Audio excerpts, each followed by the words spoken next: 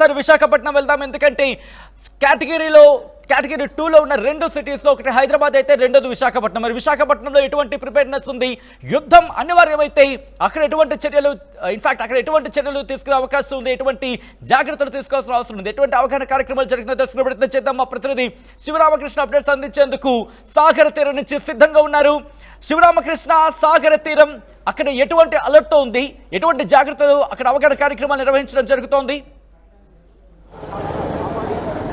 సచిన్, మనం చూడొచ్చు మొత్తం అంతా Visakha 1 town queen Mary's high school జంక్షన్లో అయితే మొత్తం అంతా సర్వం సిద్ధం చేశారు. మొత్తం అంతా ఎక్కడికక్కడ ఏ విధంగా చేయాలి, ఎలా రెస్క్యూ చేయాలని చెప్పి మనం చూడొచ్చు. మొత్తం అంతా భారీ స్థాయిలో అధికారులు కానీ, రెస్క్యూ టీం కానీ, అలాగే ఫైర్ సిబ్బంది కానీ మొత్తం అంతా ఏ విధంగా రెస్క్యూ చేయాలి, నిజంగా ఒకవేళ ఏవైనా అవాంఛిత సందర్భాలు అయితే ఎలా ఉంటాయని చెప్తున్నారు. మనం చూడలేదు. ఇప్పుడు విశాఖ పోలీస్ కమిషనర్ సంగభద్ర బాగ్జీ కూడా మొత్తం అంతా పర్యవేక్షిస్తున్నారు. మనం చూడొచ్చు. మొత్తం అంతా అసలు ఎక్కడెక్కడ ఏ విధంగా అయినా అవుతుంది అని చెప్పి మొత్తం అంతా ఈ అధికారులు అయితే భారీగా అన్నీ మొత్తం రియల్గా ఏమైనా ఇన్సిడెంట్ జరిగితే ఏ విధంగా ఉంటుందో అదే విధంగా అయితే మనం ఇక్కడ మొత్తం అన్ని చూస్తున్నాం. ఏ విధంగా అయితే ఇన్సిడెంట్ అయితే ఉంటుందో అలాగే కళ్ళు కట్టినట్టు అయితే మొత్తం అంతా చూపిస్తున్నారు.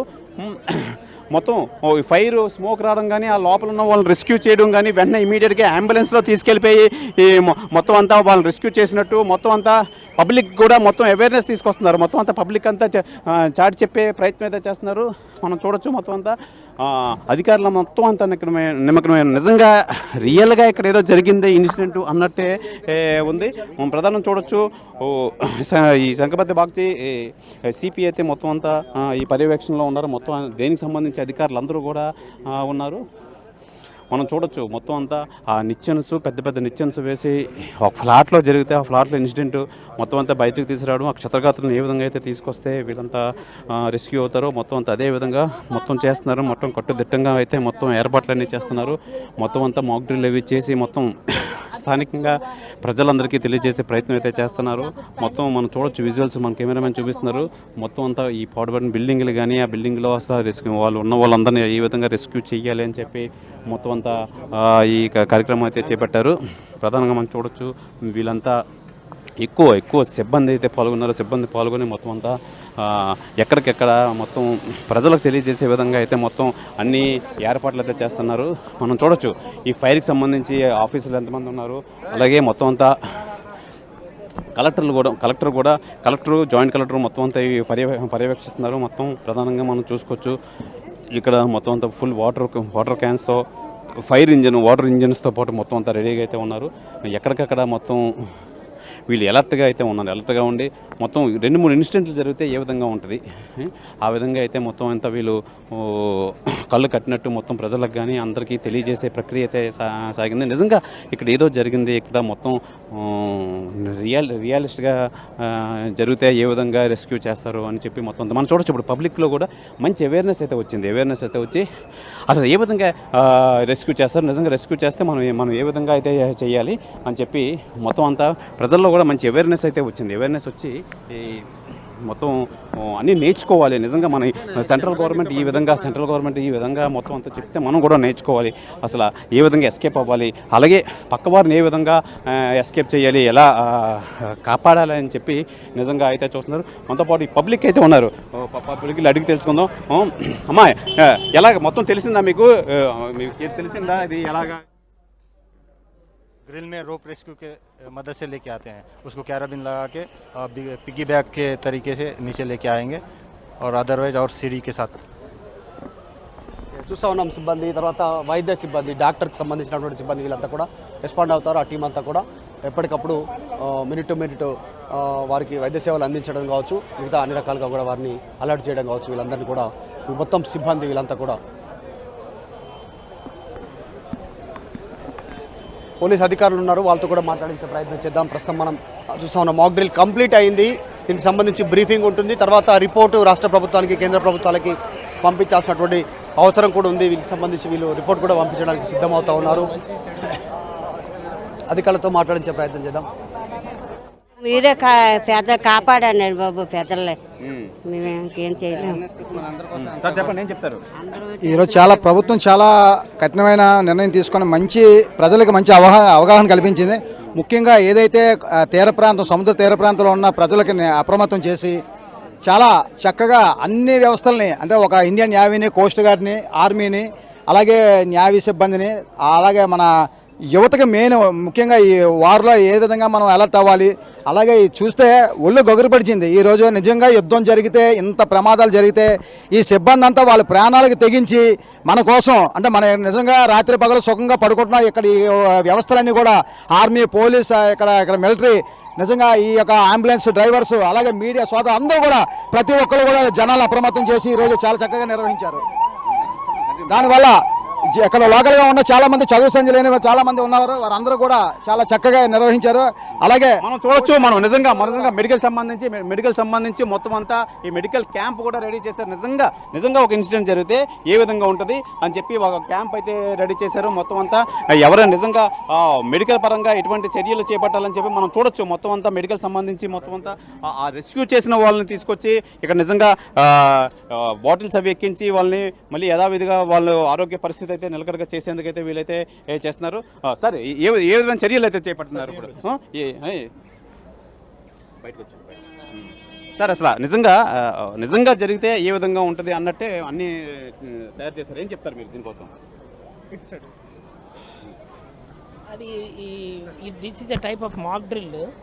మనము ముందే ప్రిపేర్నెస్ ఫర్ ఇఫ్ ఎనీథింగ్ ఇట్లా టైప్ ఆఫ్ ఫైర్ యాక్సిడెంట్ కానీ లేకపోతే ఫ్యూమ్స్ ఇది కానీ జరిగినప్పుడు మనం ఈ మెడికల్ టీమ్స్ని రెడీగా పెట్టుకోవడము, 108 అంబులెన్సెస్ని రెడీగా చేసుకోవడము, డ్రగ్స్ అన్ని లాజిస్టిక్స్ అన్ని రెడీ చేసుకొని ఉండడం జరుగుతుంది. ఇక్కడ ఫస్ట్ ఎయిడ్ క్యాంప్ అని అంటారు. ఇది టెంపరీ హాస్పిటల్ క్యాంప్. ఇది ఇక్కడికి తీసుకొచ్చి ఫస్ట్ ఎయిడ్ చేసి మిగతా ఏమైనా ఇందులో హయ్యర్ క్యాజువాలిటీస్ ఏమంటే పికప్ చేసి నియర్ బై బేస్ హాస్పిటల్ని మనం షిఫ్ట్ చేసుకోవడానికి. ఇప్పుడు బేసిక్ ట్రీట్మెంట్ అయితే ఇస్తారు ఇక్కడ. నిజంగా ఒరిజినల్గా జరిగితే ఆ పర్సన్ ఇది అవ్వకుండా మొత్తం బేసిక్ ట్రీట్మెంట్ అంది ఇచ్చేసి బేస్ హాస్పిటల్కి రెఫర్ చేస్తామండి. ఎంతమంది పాల్గొన్నారు మీ? మేమంతా ఒక 30-40 మంది పాల్గొన్నామండి. అంటే 108 సిబ్బంది, మా మెడికల్ 1 టౌన్ వాళ్ళు, ప్రసాద్ గార్డెన్స్ యూపీహెచ్సి వాళ్ళు అండ్ ఆల్ క్యాడర్స్ మాకు అలాంగ్ విత్ ఎన్సీసీ ఈ టీంలోని సక్సెస్ఫుల్గా చేశారు. అయితే మొత్తం మీద ఓవరాల్గా మనం చూసుకోవచ్చు. అలాగే ఆరోగ్యశ్రీ డిస్ట్రిక్ట్ కోఆర్డినేటర్ సార్ చెప్పండి, ఏ విధంగా అరేంజ్మెంట్ అయితే చేశారు? అన్ని విధాలుగా ఏదైతే మాకు ఈ మాక్ డ్రిల్ అండ్ ప్రిపేర్నెస్ అనేది నిన్న జిల్లా కలెక్టర్ గారి ఆదేశాల మేరకు ఈరోజు మా హెల్త్ డిపార్ట్మెంట్ నుంచి అందరూ కూడా ఒక coordination line departments, all education departments, naval తోటి, ఈ కోస్టల్ షిప్ యార్డ్ తోటి అందరితో బాగా చేయడం జరిగింది. ఈ సిబ్బందిని ఫస్ట్ ఆఫ్ ఆల్ ఏంటంటే మెయిన్గా ఇది ప్రోగ్రామ్ అనేది అవేర్నెస్ అనేది ఏ విధంగా మనకి ఈ సిచ్యువేషన్ వచ్చేటప్పుడు ఎలాగా జనాలు అనేది అప్రస్తుతంగా ఉండాలని చెప్పి ఇది మనకి చాలా దీన్ని బట్టి మనం చేయడం జరిగింది సార్. మొత్తం ఎన్ని 108 వెహికల్స్ పాల్గొన్నాయి ఈ రెస్క్యూ టీమ్?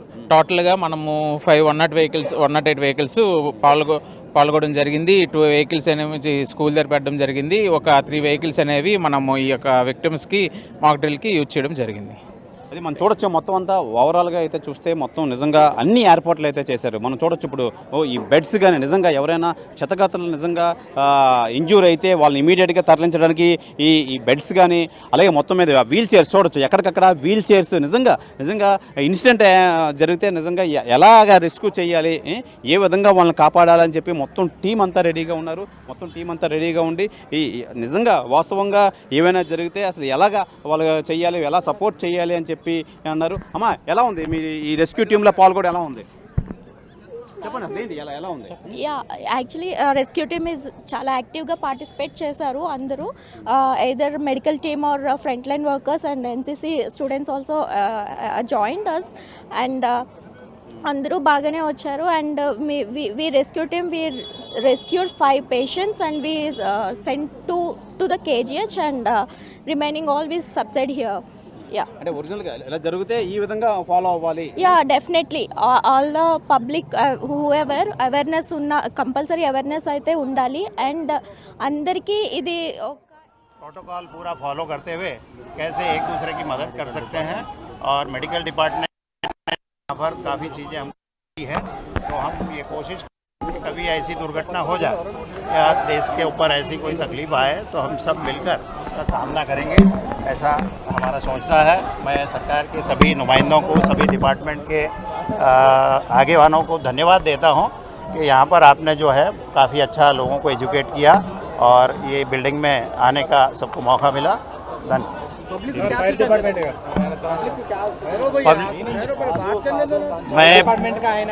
हाँ पब्लिक के लिए एक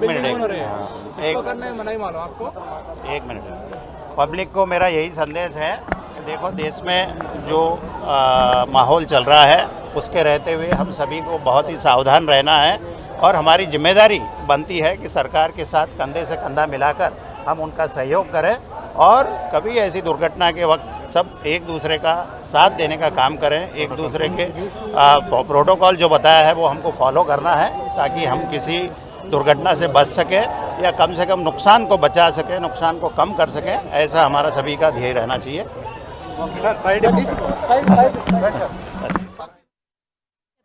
ఈరోజు మాక్ డ్రిల్లో మేము ప్రజలకు అవేర్నెస్ తీసుకురావడానికి కోసం మేము మాక్ డ్రిల్ చేయడం జరిగింది. దానిలో భాగంగా మా మెడికల్ అండ్ హెల్త్ డిపార్ట్మెంటు ఎలా ఒకవేళ విపత్తులు వచ్చినప్పుడు ఎలా మేము చేయడం అనేది చేయడం జరిగింది. దాంట్లో భాగంగా మేము 3 డివిజన్స్కి మార్చుకున్నాము. Mild, moderate, severe. Mild cases ఇమీడియట్గా ఇక్కడనే ట్రీట్మెంట్ ఇచ్చి మేము వాళ్ళను డిశ్చార్జ్ చేయడం జరుగుతుంది.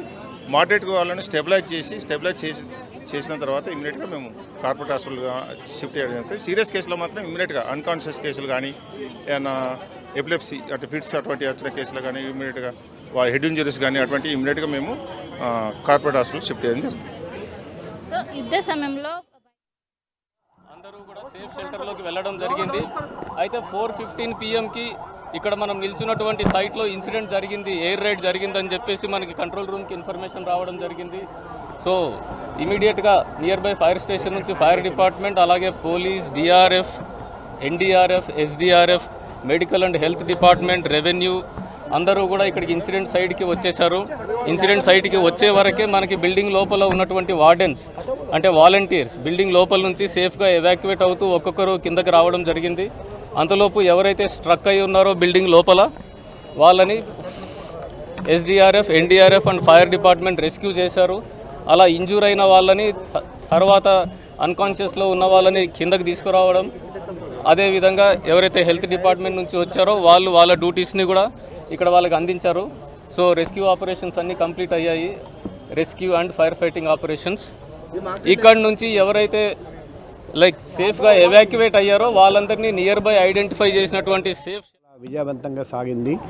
ఈ సందర్భంలో ఈరోజు ఆపరేషన్ అవ్వియాస్ మాక్ డ్రిల్ జరుగుతుంది. మన ఆంధ్రప్రదేశ్ రాష్ట్రంలో వైజాగ్ ఒకే ఒక నగరం, ఒకే ఒక జిల్లా ఇక్కడ ఇది జరుగుతుంది అఫీషియల్గా. మన ప్రజలు కూడా అందులో స్వచ్ఛందంగా ఉత్సాహంగా పాల్గొంటున్నారండి. మన యుద్ధం జరిగితే ఎటువంటి ప్రికాషన్స్ తీసుకోవాలి దాని గురించి ఈరోజు అవగాహన కల్పించడం జరుగుతుంది. ఒకవేళ ఎయిర్ స్ట్రైక్ జరిగితే వెంటనే సివిల్ డిఫెన్స్, పోలీస్కి సంప్రదించడం, ఫైర్ సర్వీసెస్కి సంప్రదించడం. Fire services, SDRF, NDRF, police ఇమీడియట్గా అక్కడికి రావడం, ఇమీడియట్గా నియరెస్ట్ హాస్పిటల్ నుండి అంబులెన్స్ రావడం, అక్కడ డాక్టర్స్ని అలర్ట్ చేయడం, క్షతగాత్రులను అక్కడికి వెంటనే షిఫ్ట్ చేయడం, క్యాజువాలిటీ సంఖ్య సాధ్యంత వరకు తగ్గించడం, ఇంజ్యూర్డ్ పర్సన్స్ని బతికించడం, ఇవన్నీ చెప్పడం జరిగింది. అది కాకుండా రాత్రిపూట లైట్స్ ఆన్లో ఉంటే అది ఎయిర్ స్ట్రైక్ ఈజీగా జరగవచ్చు, టార్గెట్ ఈజీగా కనిపిస్తుంది. అందుకే రాత్రిపూట లైట్ డిసిప్లిన్ అంటే ఎవరు లైట్ ఆన్ చేయకూడదు, అందరూ లైట్ స్విచ్ ఆఫ్ చేసి పెట్టాలి. అది కూడా ఈరోజు సాయంత్రం 7 గంటలకు జరుగుతుంది. మన ఈ మాక్ డ్రిల్ వెనకల ఉద్దేశం, లక్ష్యం ఒకటే, ప్రజలందరూ అప్రమత్తంగా ఉండాలి. ఒకవేళ యుద్ధం జరిగితే మనం అందరం అది ఎదుర్కోవడానికి సిద్ధంగా ఉండాలి. మన వైజాగ్ నగరంలో ఎవరికి ఎటువంటి హాని నష్టం జరగకూడదు. అది ఆ లక్ష్యం సాధించడానికి ఈ మాక్ డ్రిల్ ఈరోజు చేయడం జరిగింది. ప్రజలందరికీ కూడా మేము చెప్తున్నాం, మీరు అందరూ అలర్ట్గా ఉండండి. అంటే ఆ బ్రేక్ అయిన బోన్ ఇంకా కొంచెం ఎక్స్టెండ్ కాకుండా దానికి సపోర్ట్ ఇచ్చి మేము టై చేసేసి పంపిస్తాం. సో అది ఇమీడియట్గా మనము దాన్ని ఫ్రాక్చర్ అది ట్రీట్మెంట్ స్టార్ట్ చేయాలి. అలాంటి ఇప్పుడు ఆస్థమాటిక్స్ ఉన్నారు, వాళ్ళకి బాగా బ్రెత్లెస్నెస్ ఉన్నాయి. సో మా దగ్గర ఆక్సిజన్ అవన్నీ పెట్టాము. సో ఆక్సిజన్ పెట్టి మేము రెఫర్ చేసాము. సో ఇమీడియట్గా వాళ్ళకు ఐసీయూలో ట్రీట్మెంట్ అవసరం. సో అన్ని సెటప్ ఇక్కడ కాదు, this is a mini setup, basic setup first aid దానికి. సో ఆ హయ్యర్ సెంటర్ అయితే మనకు ఎప్పుడు అవసరం ఉంటుంది. సమ్ పీపుల్ ఇప్పుడు ప్రెగ్నెంట్ లేడీస్ ఉంటారు, వాళ్ళు ఏదో పెయిన్ అది ఇది అంటారు. సో ఒక పెయిన్ కిల్లర్ ఇచ్చి మేము పంపిస్తాం, కానీ బట్ అల్టిమేట్లీ ట్రీట్మెంట్ అనేది అక్కడే జరుగుతుంది. So everything cannot be treated here. As a front line వారియర్గా ఎలా అనిపిస్తుంది? యాక్చువల్లీ చెప్పాలంటే today is my birthday. So it was a memorable birthday for me, that much I can say. And I'm privilege to be part of this exercise అంటే. Thank you. సో మొత్తం మీద ముఖ్యంగా ఏదైతే దాడుల్లో గాయపడిన వాడిని వెంటనే క్యాంపులకు, మెడికల్ క్యాంపుకు తరలిస్తారు, అక్కడ ఫస్ట్ ఎయిడ్ నిర్వహిస్తారు. నక్సల్స్ ప్రతి సైడ్లో మేము పోరాడుతూ ఉన్నాం. మనమే ఇండియా చెందిన ఫోర్సెస్ జయిస్తున్నది. కానీ ఇప్పుడు వాళ్ళు పాకిస్తాన్ మిలిటెంట్స్ ఉగ్రవాదులు వచ్చేసి మూకుమ్మడిగా టూరిస్ట్ వాళ్ళను పుల్వామాలో ఇది చేయడం వల్ల వాళ్ళ పెళ్ళైన వాళ్ళని కూడా వితిన్ 3 daysలో కూడా వాళ్ళని చంపారు. వాళ్ళ సింధూర్ ఇచ్చేస్తారు. అందుకే ఆ సింధూర్ అనేది తుడిపి వేసినందుకే ఇప్పుడు సింధూర్ వార్ అని చెప్పేసి డిక్లేర్ చేసేసి పాకిస్తాన్ మీద మిలిటెంట్స్ గ్రూప్స్ మీద అటాక్ చేయడం స్టార్ట్ చేస్తారు. దాని గురించని ఇది గుడ్ డిసిజన్. ఇది స్టార్టింగే, ఇంకా ముందర చాలా ఉన్నది. ఎప్పటి వరకు అయితే మిలిటెంట్స్ కంప్లీట్ గారో ఉగ్రవాద చాలా తక్కువ టైంలో ప్రజలు కూడా గ్రహించారండి, ఎటువంటి ప్రికాషన్స్ తీసుకోవాలి వాళ్ళు అర్థం చేసుకున్నారండి. చాలా పెద్ద సంఖ్యలో పాల్గొన్నారండి. స్ఫూర్తితో ఉత్సాహంగా పాల్గొని అన్ని ప్రికాషన్స్ నేర్చుకున్నారండి. మేము కూడా అన్ని డిపార్ట్మెంట్స్, ఇంటర్ డిపార్ట్మెంట్ కోఆర్డినేషన్ కూడా చూసాము. చాలా చాకచక్యంగా ప్రతి డిపార్ట్మెంట్ పనిచేశారండి. మొత్తం ఎంతమంది పార్టిసిపేట్ చేశారు సార్ ఈ మాక్ డ్రిల్లో? దాదాపు 200 దాకా పాల్గొన్నారండి అన్ని డిపార్ట్మెంట్స్. అది కాకుండా ఇంకా చాలామంది పెద్ద సంఖ్యలో పబ్లిక్ కూడా పాల్గొన్నారండి. సో ఈరోజు రాత్రి కూడా 7 PM నుండి స్టార్ట్ అవుతుంది లైట్స్ ఆఫ్. ఇప్పుడు ఎయిర్ స్ట్రైక్ డీల్ జరిగితే లైట్స్ ఆఫ్ చేస్తే టార్గెట్ కనపడదు, కాబట్టి అప్పుడు మనం క్షేమంగా ఉండొచ్చు. అది కూడా ఈరోజు రాత్రి డార్క్ నైట్లో జరుగుతుంది. ఇంకా ఫర్దర్ ఏమైనా ఉంటే ఫర్దర్ మేము తెలియజేస్తాం. Thank you. ఇది ప్రధానంగా మనం చూసుకోవచ్చు. నిజంగా ఈ డార్క్ నైట్స్ రాత్రి 7 గంటలకైతే స్టార్ట్ అయ్యి మొత్తం అన్ని ఆన్ లైట్స్ ఆఫ్ చేసి డార్క్ నైట్లో ఏ విధంగా రెస్క్యూ చేయాలని చెప్పి వీళ్ళైతే ప్రధానంగా ఈ రాత్రి 7 గంటలకైతే ఇది మొదలవుతుందని చెప్పి చెప్తున్నారు. అలాగే మొత్తం 200 మంది ఈ మొత్తం మెన్ అయితే పోలీస్ డిపార్ట్మెంట్ నుంచి అయితే పాల్గొన్నారు. అసలు ఎవరికి ఎటువంటి అసౌకర్యాలు లేకుండా అన్ని ఏర్పాట్లు అయితే చేస్తున్నారు. ప్రధానంగా ఎంతమంది ఈ పాల్గొన్నా మొత్తం అంతా ప్రజల్లో అయితే మంచి అవేర్నెస్ వస్తుందని చెప్పి సిపి అయితే తెలియజేస్తున్నారు. నిజంగా ఇప్పటివరకు అసలు ఎలాగా ఒకవేళ ఏమైనా ఇన్సిడెంట్ జరిగితే ఎలా రెస్క్యూ చేయాలి, ఏ విధంగా కాపాడాలని చెప్పి నిజంగా ప్రజలైతే మట్టుకి మంచి అవేర్నెస్ అయితే వచ్చింది. నిజంగా ఇది మాకు తెలియని విషయం. నిజంగా ఈ సెంట్రల్ గవర్నమెంట్ కానీ స్టేట్ గవర్నమెంట్ కానీ తెలియజేయడం చాలా మంచిదిగా అని చెప్పి భావిస్తున్నారు. ఏదేమైనా ఇది మంచి పరిణామం నిజంగా. అలాగే ఇప్పుడు రాత్రి 7 గంటలకైతే డార్క్ లైట్స్ అయితే మొత్తం అంతా ఏ విధంగా రెస్క్యూ చేయాలని చెప్పి ఆ మాక్ డ్రిల్ కూడా శివరామకృష్ణ, అలాగే Madhu and Shilpa, thanks for the update. మొత్తంగా అయితే మాత్రం ఇటు 2 తెలుగు రాష్ట్రాల్లోని 2 నగరాలకు సంబంధించి ఆ యుద్ధ సైరన్ మోగింది. దాదాపు 2 నిమిషాల పాటు యుద్ధ సైరన్ మోగింది. 256 ప్రాంతాల్లో, దేశవ్యాప్తంగా 256 ప్రాంతాల్లో ఈ సైరన్ మోతు మోగింది. రైట్, ఇప్పుడు ఈ మాక్ డ్రిల్స్ అనేవి కంటిన్యూ అవుతున్నాయి. మరి ముఖ్యంగా ఇప్పుడు కొంతమందికి నేర్పించారు, కొంతమందికి అవగాహన కల్పించారు. వీళ్ళు ఆయా ప్రాంతాల్లో అంటే ఆయా రైట్. ఇదే అంశానికి సంబంధించి రక్షణ శాఖ మంత్రి రాజ్నాథ్ సింగ్ మాట్లాడుతున్నారు. ఆయన ఏమంటున్నారో లైవ్ లో చూద్దాం. छोटे से लेकर बड़े रोड्स, टनल्स और ब्रिजेज हैं. कुछ मीटर से लेकर सैकड़ों किलोमीटर तक इनकी लंबाई है. हालांकि उनकी लंबाई से कोई खास फर्क नहीं पड़ता है. कोई पुल अगर छोटा है, कोई सड़क यदि छोटी है, तो इससे कोई खास फर्क नहीं पड़ता, क्योंकि दुनिया की लंबी से लंबी जो यात्राएं होती हैं वह सिर्फ एक छोटे से रास्ते से ही शुरू होती हैं. इसलिए इन प्रोजेक्ट्स की कीमत, इनकी वैल्यू सिर्फ इस बात से नहीं आंकी जा सकती क्या फाइनेंशियली या फिजिकली कितना बड़ा प्रोजेक्ट है और यह कितना छोटा प्रोजेक्ट है। असल में इनकी असली कीमत इस बात से है कि यह कितने परिवारों को जोड़ रही हैं, कितने लोगों की संस्कृति को, उनके रहन सहन को आपस में करीब ला रही हैं, कितने लोगों की आर्थिक और सामाजिक समृद्धि, इकोनॉमिक और सोशल प्रॉस्पेरिटी में अपना यह योगदान दे रही हैं। यह प्रोजेक्ट लोहे, कंक्रीट या कोलतार से बनी हुई एक संरचना भर नहीं है, बल्कि यह एक कमिटमेंट है, यह एक प्रतिबद्धता है सीमावर्ती क्षेत्र के विकास का। यह एक रिजॉल्व है, यह एक संकल्प है बॉर्डर एरियाज में क्वालिटी इंफ्रास्ट्रक्चर बिल्ड करने का।